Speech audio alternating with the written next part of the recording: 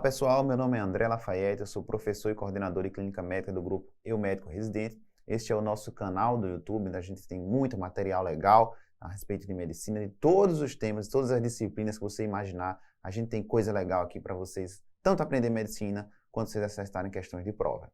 Esse é o nosso Gabaritando, em que a gente seleciona questões relevantes de determinados estados, para que a gente aprenda com a resolução de questões. Desta vez vamos falar do nosso Gabaritando de São Paulo. Selecionamos questões das principais bancas de São Paulo para a gente discutir aqui, sempre do ponto de vista prático, como é a metodologia do MR. Aprender com base na resolução de questão.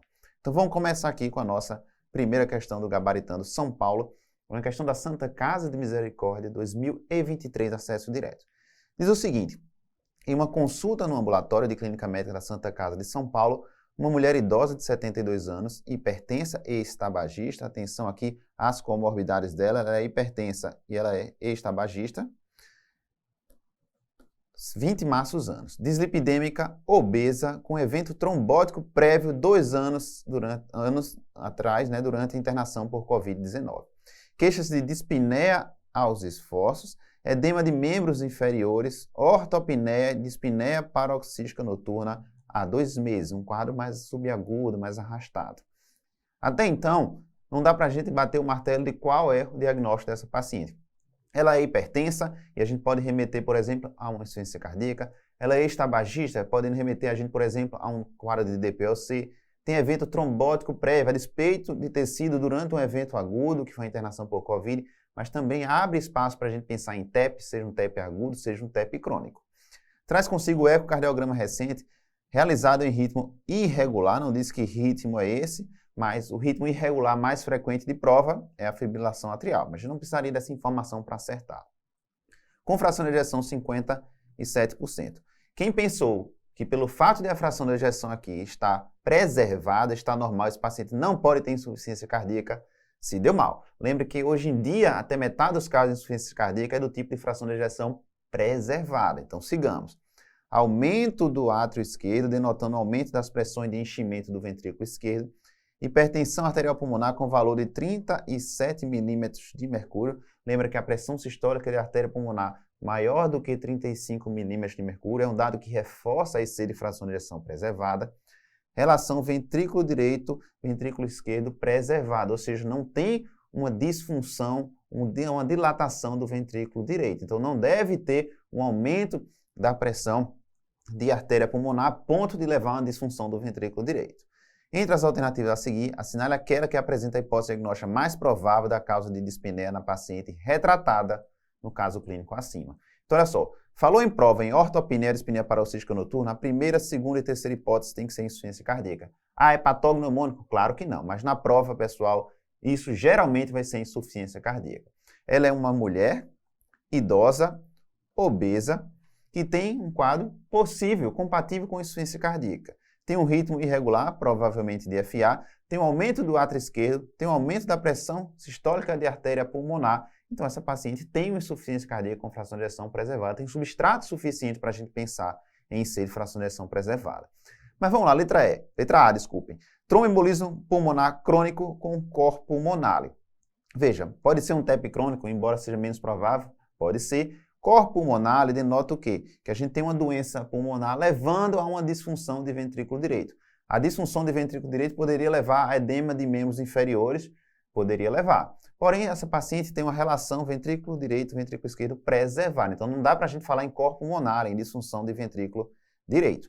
Por isso, a gente também corta a letra C.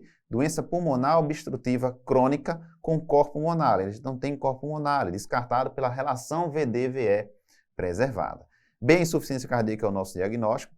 D, hipertensão arterial pulmonar idiopática.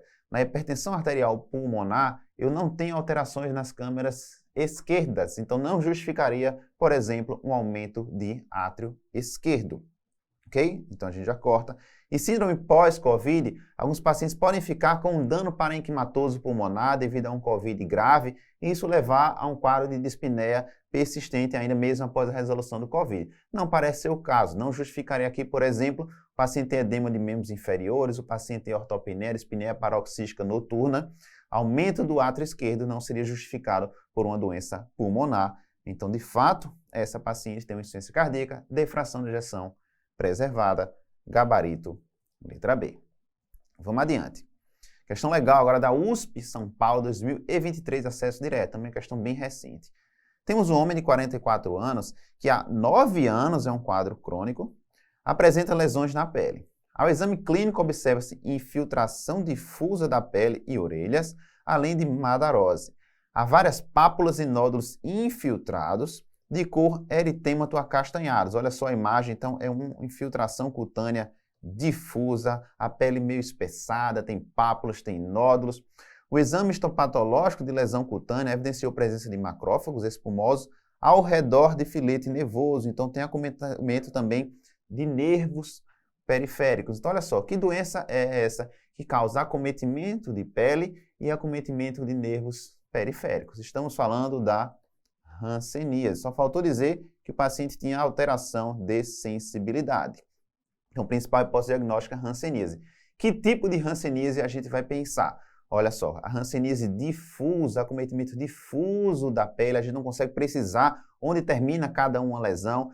Tem acometimento de orelhas, pode ter aquela facies leonina, tem madarose, estamos falando de um subtipo de hanseníase chamado de hanseníase vichoviana, que é aquela multibacilar, por definição. Então, é uma hanseníase vichoviana, é o que o paciente tem.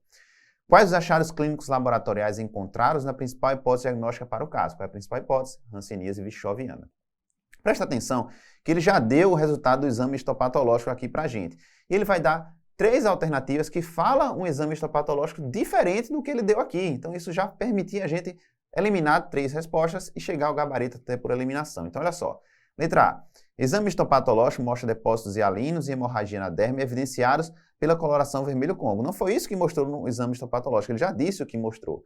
Em vermelho Congo, a gente pensa em que, pessoal? Amiloidose. Não é o caso aqui para a gente pensar em amiloidose. Falso. B. O exame histopatológico mostra epidermotropismo com linfócitos atípicos. Esse termo epidermotropismo, São Paulo gosta muito de utilizá-lo. Quando a gente vê isso numa biópsia, no exame histopatológico de uma biópsia de pele, a gente vai pensar num linfoma não Hodgkin do tipo micose fungoide, que é um linfoma de células T. Não é o caso, aqui é histopatológico de linfoma. C. Baciloscopia de lesão cutânea positiva. A gente vai esperar isso? Vai, porque a hanseníase vichoviana ela é multibacilar. Não é obrigado a ter baciloscopia cutânea positiva, mas geralmente vai ser positiva. E D. O exame histopatológico mostra granuloma tuberculoide com necrose caseosa. A gente encontraria isso na tuberculose, também não é o caso, é um caso de hanseníase vichoviana. Gabarito, então, letra C. Seguindo, mais uma. Unifesp 2023, acesso direto.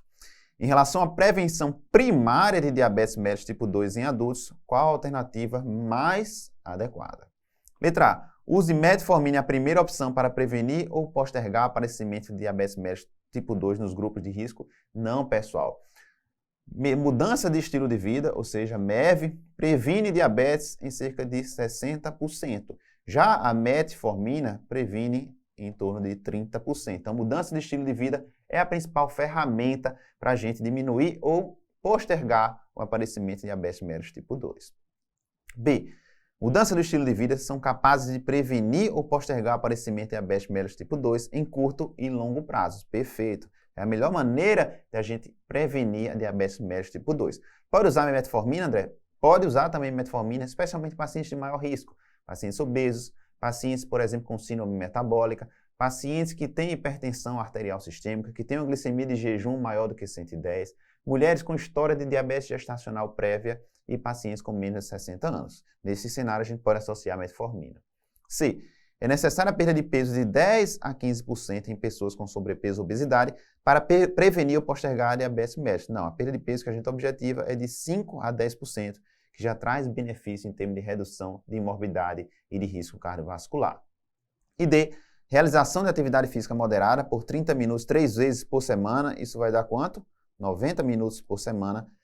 É capaz de prevenir ou postergar diabetes mellitus tipo 2. A OMS recomenda 150 minutos, pelo menos, de atividades físicas moderadas por semana. Se forem atividades físicas intensas, a gente pode fazer 75 minutos. Então, não são 90 minutos para atividades moderadas, seriam 150 minutos. Essa é a recomendação da OMS. Gabarito, portanto, para a gente, letra B de bola. Vamos lá. Outra questão. Novamente, a Santa Casa de Misericórdia, São Paulo, 2023, acesso direto. Uma criança de 6 anos de idade deu entrada no pronto-socorro infantil com quadro de cefaleia holocraniana, olha só, vômitos e febre havia 24 horas. Os dados do exame físico são os seguintes: regular estado geral, faces de dor, afebril, presença de rigidez de nuca. Então tem a tríade clássica da meningite. Cefaleia ou rebaixamento de nível de consciência, febre e sinais de meningismo. Rigidez de nuca, sinal de Kernig, sinal de Brudzinski positivos. Então, tem meningite. Conforme o exame laboratorial, LCR mostra um aumento da celularidade, mas um aumento discreto, de 270 apenas, com 20% de neutrófilos e predomínio 70% de linfócitos. Isso já está denotando para a gente o que? Talvez uma meningite viral. Proteína, tem uma hiperproteinorraquia? Tem um aumento de proteína, mas de um aumento discreto, menor do que 100, 150, também sugere viral. E glicose de 60, glicose normal, glicose maior do que 40, também sugere etiologia viral. Etiologia bacteriana, geralmente a gente encontra mais do que 500, mais do que 100 células. O predomínio seria de neutrófilos. Proteína, geralmente a gente encontra uma proteína maior do que 100 a 200 e a glicose geralmente reduzida, geralmente menor do que 40. Então, isso parece um caso de meningite viral e não bacteriana. Então, letra E, internação com administração endovenosa de ceftriaxona e vancomicina, não. Então, todas as afirmativas que falarem em antibióticos a gente vai cortar, porque não é uma meningite bacteriana. Então, a gente também corta a letra D, a gente corta a letra C. Letra B, internação com administração endovenosa de aciclovir por 14 dias, pensando na meningoencefalite herpética. Veja, a meningoencefalite, tem encefalite, geralmente vai ter acometimento também do parênquima cerebral. Geralmente a gente vai ter outros achados, o indivíduo cursa com convulsões, cursa com alteração do nível de consciência. O LCR vai mostrar para a gente o LCR positiva para o herpes vírus, então não é meningite, meningoencefalite herpética, é uma meningite viral e não tem tratamento específico, é só sintomático, é uma doença geralmente de curso benigno e autolimitado. Então, letra A, internação com administração de apenas medicamentos sintomáticos e esperar a doença passar, que ela costuma ser benigna e autolimitada. Gabarito, letra A. Vamos adiante. Agora, a nossa última questão desse gabaritando aqui. SUS São Paulo 2023, acesso direto. Paciente JVCC, 25 anos de idade, apresentou quadro de dispneia súbita e dessaturação 4 horas após a realização de cirurgia intraabdominal. Após a realização de exames complementares, foi diagnosticada com tromboembolia pulmonar aguda. A partir desse caso clínico hipotético, assinale a alternativa correta em relação ao tempo de duração da anticoagulação, segundo a Sociedade Brasileira de Angiologia e Cirurgia Vascular. Letra A. O objetivo de prolongar a duração do tratamento é garantir a recorrência de TVP? Claro que não, né, pessoal? Se fosse para garantir, a gente não prorrogaria. É evitar a recorrência ou diminuir o risco de recorrência. B. Deve-se ponderar os riscos e benefícios para a anticoagulação estendida por tempo indefinido, perfeito, mas não se deve adaptá-la de acordo com a situação clínica do paciente. Deve adaptar qualquer tratamento para a situação clínica de cada paciente. É o tratamento individualizado. Medicina individualizada é a bola da vez. C. O objetivo de prolongar a duração do tratamento é prevenir a recorrência de TVP. Beleza. O risco será menor se a TVP ocorrer na presença de fatores de risco reversíveis, correto, como cirurgias, e maior se a TVP for idiopática ou na presença de câncer, que geralmente é uma etiologia que não é passível de correção. Então, isso aqui está verdadeiro. D. Não se devem ponderar os riscos e benefícios para a anticoagulação estendida por tempo indefinido, nem adaptar de acordo com a situação clínica, já discutimos isso. Adaptar sempre, medicina individualizada.